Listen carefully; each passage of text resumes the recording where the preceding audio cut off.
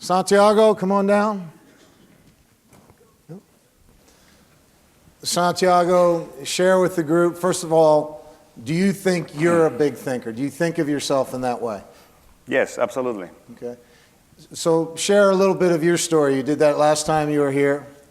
A little different than Tammy. I wasn't as lucky to know that my parents didn't let me go and do things or told me not to do it, but I was raised in a society that there's more no's than yes. More traditionally, I went to Catholic school, and there's always like, that's too hard, you're not gonna be able to do that, what are you talking about? So I had to like train myself the opposite. So I got to a point of time in my life where I said, well, this is not working, and I know that if he can do it, I can do it too. So I started looking for books and for readings and for teachers that will teach you how to train your brain and train yourself to get off of that negative thinking and just start thinking positive and thinking that there's no limits and you can really do whatever you want. I mean, whatever it is that you set your mind on, you can do. And in addition to what Tammy was saying, that there's no limits, the only limit that you have is yourself. You limit yourself. You are the one that say what you can do and what you cannot do. And you know deep inside what is that you can do, and you're hesitating. You cannot hesitate when you say, I'm gonna do that. You're gonna do that, and it's gonna happen. I don't know how, I'm just gonna wait here, and you're all gonna watch that I'm gonna do it. So that's the way I think. So share with the group a little bit more about, you started in real estate when? I started in real estate in 2004, mid-2004. And you came to this country. I moved here in 2003, and May 2003 to learn English. I didn't speak any English. So I started as a busboy. I had $120, and it was a little rough in the beginning. But you know, I kept focusing on where I was going to be, not what my temporary job was. People used to ask me, what do you do? And I never said, I'm a waiter. Not because anything is wrong with it, but my answer will be, I'm waiting tables. Why? Because it was a temporary thing for me to do. And I knew that I needed to do that to get to the next step. And I think that's the only thing you need. You know, when you're going up, the only thing you need to look is the next step. And when you get to the next, you're gonna look at the next one, and the next one, and the next one. You don't pretend to see how it's gonna be everything, because I don't think that's possible. Talk about when you first got into real estate, what were you thinking? What was the goal when you first started? The goal when I started was to sell one thing. That was really my goal. I mean, I remember sitting there and being like, who am I gonna sell something to? I don't know anyone. I mean, what should I do? I mean, it's true. I mean, I literally had that conversation with myself 100 times, and I couldn't figure out who I'm gonna sell something. So that took me to sell the first one. And I think that as you sell a property, you get the confidence and you understand. And you really don't know what you're doing until you do a contract. I mean, until you write an offer, you go through escrow, and you go through the motions, you don't know what you're doing. So as I started to do 1, 2, 3 deals, I kind of started to like it more and more and more. And sitting open houses, you know, you don't get in the beginning. When I'm sitting here on a Sunday waiting for people, I want to go home. But when I realized that I'm meeting people there, that was the answer to my question. It was like, okay, well, these are the people that I can sell homes. These are the people that I can, you know, start getting in touch with and blah, blah, blah. So that's how I basically build my clientele, is sitting open houses. So when I get a hang of it, I was sitting open houses Saturday and Sunday every weekend. If I didn't have a listing to sit on, I will find a listing of someone in the office to see it. And I met a lot of people, and I grew my business, and I think that the more I got deep into the real estate, the more I liked it. And I started opening up other ideas, which takes me to believe that that's why I'm a big thinker. Because real estate, if you think about it, is not just about being an agent, selling houses, and being successful. That's great. But that doesn't just do it for me. I mean, you know, my goal is to be #1 in LA, and that's great, and I want to get there. But I just don't want to get there and be like, okay, what do I do now, you know? 2 things, you want to also expand and diversify, you know? I think that a lot of the wealthiest people in the United States made their money in real estate. What's real estate? Owning buildings, owning income properties, retirement, own a few buildings and you really don't have to worry about your future. Owning real estate companies, owning escrows, owning titles. You name it. You name what you want to do and it's all connected to real estate, So you started out, who am I going to sell a home to? Then you started to figure out, well, I could sell homes to these people. When did you start to feel like, hey, I can be really good at this? This is something I can succeed at. I think when you start getting feedback from clients, how happy they are or how great the experience was on the transaction, people will tell you that you're good, and when people believe in you, I think you have to believe in you. It's like you cannot not believe in yourself if there are people believe in yourself. So the more feedback that I got that they had a great experience, that they thought that was hassling for them, that they thought I was protecting their best interest, the more I felt like I wanted to do more of that. And that's basically it. When did you start feeling successful in this business? When the market collapsed in 2009. And the reason is because when things went bad that October, everybody was freaking out. Everybody was freaking out. And I can just sit in there and watch, and a lot of successful agents that I would used to look up to, they were freaking out. And they were like, what are we going to do now? And everything, And I was looking at a few other ones that they were doing amazing. And I was like, okay. So I think that no matter what's going on with the economy, with the market, if there is someone that can do great, I can do great too. So I kind of took advantage that a lot of people kind of sat back and started to think about what the hell's going on. And I just went out there and I started working harder. And because there were less people out there exposing themselves to people, I grow my business on the crisis. And are you a person who's always set goals for themselves? Do you set goals now? Yes, I do. And talk about your goals in real estate.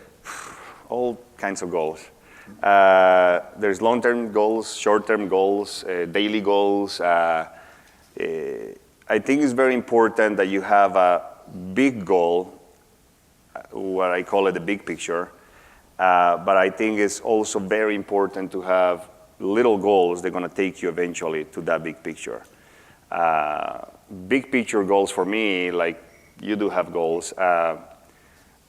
Obviously, I mentioned already about being an agent where I want to be, but I want to find a way how to give back. I want to find a way that is a little bit more fulfilling than just, okay, I made a bunch of money, I'm successful, that's great, bravo, but how can I help other people to do it? And I think that the way my life turned and the circumstances that I was put into and what I've been able to achieve so far can serve as a testimony to people that they are still stuck on that, yeah, but his dad is somebody or his father is a developer or whatever.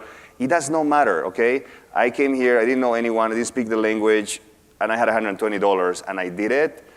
You can do it too, Everybody can do it. So I want to find a way how to give back. I want to help people to understand that everything's possible and there's a process, and I want to walk through the process with people to help them. Santiago, how do you deal with the up and down nature of the business? In different ways. Uncertainty, I think, is a road that you don't want to get stuck into it because you'll never come out. I think that you need to keep, and that's why it's important to set goals and believe on the goals, okay? Like she was saying, don't just come up and say, I'm going to make 600 million. If you don't believe in it, you won't, okay? So you got to find something that you think that is achievable, but not too small, okay? Make it a little big. I mean, thinking big means you want to push yourself. You want to make sure that it's a challenge, because if it's not a challenge, I mean, what's the point, right? So by focusing on the goal and the things what you need to do, when uncertainty comes and starts like, people, the news or whatever, you just have to keep focus and, don't let that affect you. And like she says, what do I do with this situation? There's always opportunity, no matter what's going on. So you just keep focused on what you're doing. You know what's going on over here, and you kind of hear it, but you don't get affected by it. In a personal level, the things that really help me, and that's why this thing has been driving me crazy, is I'm a very active person. That's why this happened to me. I believe that we deal with so much stress, and we deal with a lot of issues that they're not even our issues. We hear from clients, their lives, their issues, their divorces, their problems, their everything, right? So you get to a point where that's all registering somewhere, okay? And it gets to a point where you're like, oh, you know, your body physically cannot take it anymore. Mentally, you're burned, you know? And not to get to the point that you're burned, I think it's very important to physically take care of yourself. I believe that exercise is a tremendous help for me, at least, and I think that it would be for most people. I find meditation to be a great tool for me. So I believe in God. I meditate. I pray. I'm grateful for what I have right now. When I wake up in the mornings, and when you wake up and you're grateful for what you have, then it opens the door to what else you can have based on being grateful for what you have right now. And when you set your mind to be in other places, you know, it's like when when you give something to someone and they're very grateful, makes you want to give them more. And if they're not, you're like, oh man, fuck it, I'm not going to give you anything anymore. So the same way I believe the universe works, you know? I mean, if you get something right now, okay, I have my legs, I can wake up, I want to take off my cast next week, I'm grateful for that, then it will unfold into more things, good things happening for me. And when you are in that, I guess the answer to your question is you need to habituate yourself to live that way. In this business, you need to find support on whether it's exercise, meditation, time for yourself. I mean, a lot of people that know me, they know that if I'm dealing with a challenging deal and I just can't take it anymore, and it's 3 o'clock, 2 o'clock in the afternoon, and it's just, this person is driving me crazy, I turn off my phone, I go to the movie theater, and I watch a sci-fi movie that takes me completely out of the deal for 2 hours, and like magic, when I get out of the movie theater, the issue is resolved. Now, don't go to the movies when you have a problem. I'm just saying that it's sometimes important to take that time, force yourself to take your mind out of that. You cannot just be all the time thinking on the deals. Go to your house, do what you need to do, and when you go to your house, disconnect for a few hours, dedicate time to yourself, and then go back and check on your email and everything, but don't be inundated. Don't let that take over your life, because then you're gonna get sick, you know? But you gotta learn from that. Exactly. Why they didn't pick me, you know? I called them and I asked. I'm like, it's all good, but I just wanna know, what is it that I didn't have that you know? And if they don't really have an answer, maybe they just didn't like you, you know? I believe in energy and people, like, you either connect with someone or you don't. And if you connect with someone, you don't connect, you don't want to work with them either, because it's not going to go well. It's not. That is, yeah. Oh man. Yeah, I mean, it's just not. So is rejection a factor for you in any way? For sure, every day. Talk about it. I'm the kind of guy that if you tell me that I cannot do something or no, I want it more, okay? If you tell me I cannot do that, I'm gonna show you how I'm gonna do it the best. If you tell me no, that means yes within. But yes, you don't wanna get comfortable. I went to a listing appointment yesterday, actually, it was hilarious. And I was super confident. Like, okay, I'm just gonna go there and do my thing and whatever. I know the market, I know the area, I study the comps and everything. It's a big celebrity, and she nailed me. Like, I was not expecting. She put me like in scenarios, like, what would you do? And I want you to tell me, and if you make a mistake, I was like, holy, I feel like I was in the army. What would you do if some scenario, some crazy scenario, and I was like, oh my God, I didn't know what to answer, you know, because I didn't know she was actually purposely tricking me, or I was so confused. But I was challenged, and I actually had so much fun because I have not been in listing appointments in a while where I'm being challenged so much. I was in a listing appointment for 2.5 hours. And towards the end, I think, you know, we laughed, and it was great. I'm not sure if I'm getting it or not. But the reminder was that, you know, you cannot win them all. You cannot win if you don't lose. I think you need to lose more to win more. It's just a numbers game, You're going to get more no's, and that means that you're doing good. The more no's you get, you're going to get more yeses too. Yeah, you're closer to a yes. Every Right. no, you're closer to that yes. Yeah, so that happened to me yesterday, and it's just a reminder that it's good to be confident, but you got to realize that you need to keep preparing yourself, and you need to be always prepared for people that are going to want you to fail. They're going to set you up for you to fail, and you got to be ready for that. And,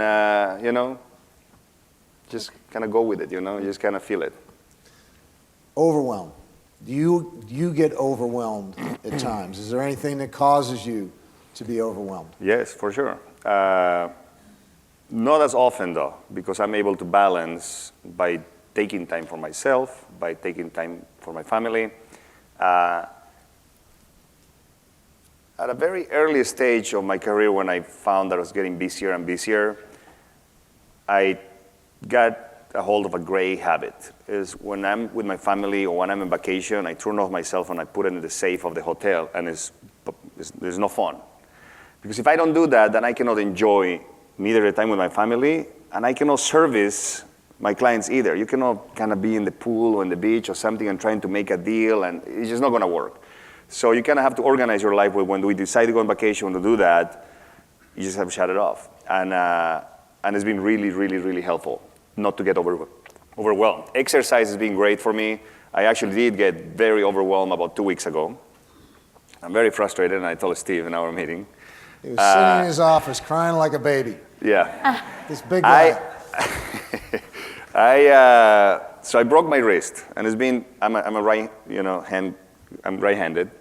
So it's very annoying. It really impacted you, correct? It impacted me not because it's broken, because I broke my wrist 3 times and legs and everything. I did martial arts, and I broke everything you can imagine.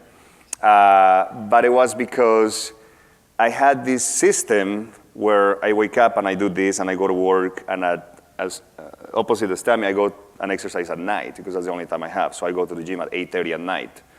Not being able to offset the stress of the day of exercising and doing the things that I usually do because I'm an active person, it started to build up and build up and build up. And the mistake I made is, okay, I'm gonna work harder. I'm gonna go against the stream, and I'm gonna do harder and harder, and I pushed for like about a month, and my body basically said, you're done. I got a cold, I got a strep throat, I had like 12 canker sores between my mouth to my throat for stress. I was just not in a good place. And when you're there, it's just like a snowball, okay? I went to drove my car for a car wash because I have a client that flew in from Qatar, and I was like, oh my God, now this very important client has to come here. I'm not on top of my game right now to go and show him big projects in LA, So I go to drop my car to get a car wash. I open my app to call an Uber to go to my office for that hour that's gonna be there. It's like 100 degrees, and I'm like, I was with a cast actually, and I got so frustrated. I opened my Uber app, and Uber is not working.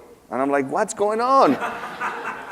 I walk halfway to my office. Finally, Uber worked. I got to my office, and now I'm like with my suit, all sweaty and annoyed, and I was just like, I don't feel good. I mean, I'm a very positive person, and I feel this really dark energy right now. What's going on? And I started to cry, and I was like, okay, well, I guess I needed this. And after I did that, that was on a Thursday. On Friday, I woke up. That's when I got uber sick, and I was sick for a week. I couldn't move from my bed. It was so bad. And that's just basically, I think, your body shutting down and forcing you to chill. And that's why I think that it's so important to balance. I mean, if I haven't been able to exercise and let that stress off every day, so it's piled up, and it got me. So that's how important it is. And that's just your mind, right? Because your mind goes to places sometimes that it shouldn't, So you got to find a way how to be like, okay, don't go there. Yeah, but no, don't go there. It's like, why you keep going there? It's not good, So it's problems. I always try to take time, because you normally also, when someone's upset and you just hear it, don't make the right decisions. You just say something at the moment. So you want to sleep on it to think what you're gonna do, how you're gonna solve it. And a lot of times, by the time you go to deal with it, it's gone. Or if it's not gone, everybody's more mellow, everybody's chill, and then you have 2 or 3 options and you solve the problem, you know? So the one thing I wanted to go back, because I think is related to this, is life, I believe, is in waves, right? It's up and down. Our business is certainly up and down. So what she was saying, not to go against the stream, is huge, because I look at it like, I don't surf. I try for a little bit, but it's too cold.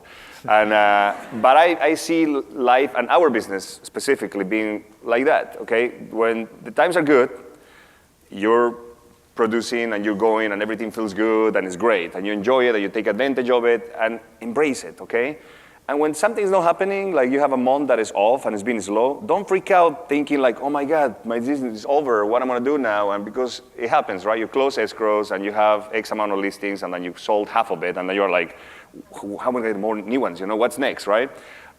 You just gotta kind of take that time to prepare yourself better. It's like when there's no waves, you just sit there and you just, you know, and when the wave comes, then you go swimming and then you go that much farther, right? Absolutely.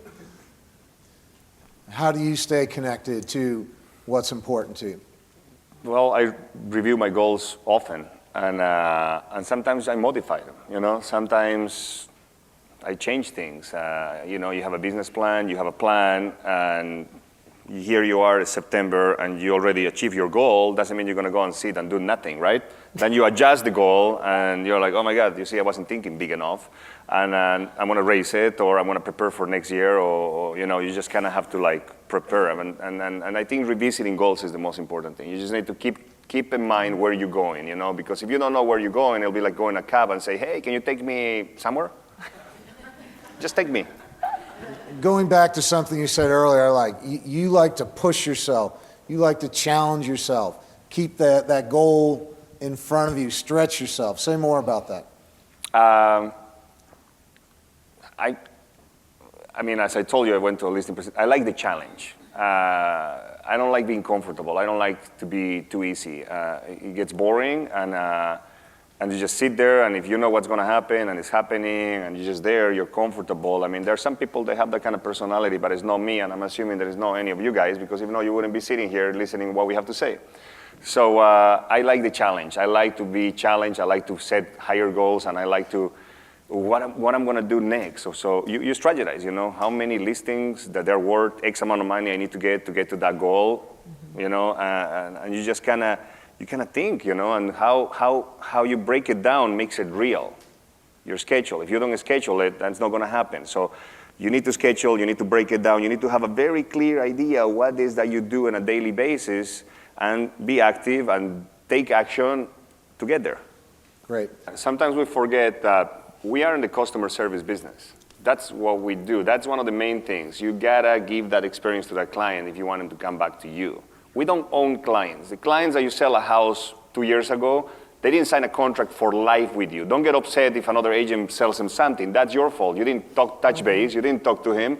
Keep in touch with him, you know, keep on top of that. So don't, again, you know, because a lot of agents get upset because she took my client, and they're not your clients, okay? There are people out there that have a need, and if you're not gonna give that need, they're gonna go look somewhere else where they're gonna find that need. So the other thing is, buying a house is probably one of the largest, most important transactions that a person goes in their lifetime, okay? So when you're in an escrow with that person, and you have 8 other escrows, for you it's one more escrow, but keep always in mind that that person, all they're thinking with that 30-day escrow is about the house. So if you don't call them to tell them what happened in the showing at 2 p.m., what's going on? They're waiting, and it's 6 o'clock, and those 4 hours, the poor person has been waiting for the phone call, and you just got busy, and you call them the next day. You know, keep in mind that they are just thinking about the one deal, the most important deal they have. You have other ones, you know, so you need to like empathize with that. How do you manage client expectations? Another very important thing, you know, you need to, from the moment that you get a listing or you're working with someone, you need to let them know whether you're going to be doing all the showings or not, something simple as that. You need to let them know from the beginning how it's going to play, because if you don't do that, they can be thinking about you're going to show up every time. And then you're going to show up and you're going to send your assistant or someone to do the showing, and they're going to be upset. But I think for what you're asking, how you manage and when to call back and when it's been enough time to cool off, I think that's on a deal-by-deal basis. I think there are deals that they can wait, and there are other ones they cannot wait that long. So sleeping over, I don't think necessarily means literally sleeping over it. It can be a couple hours for you to just, find yourself in a better mood to go back and deal with that and be conscious that they're going to chew your ear, and you cannot get that become personal and trying to solve it.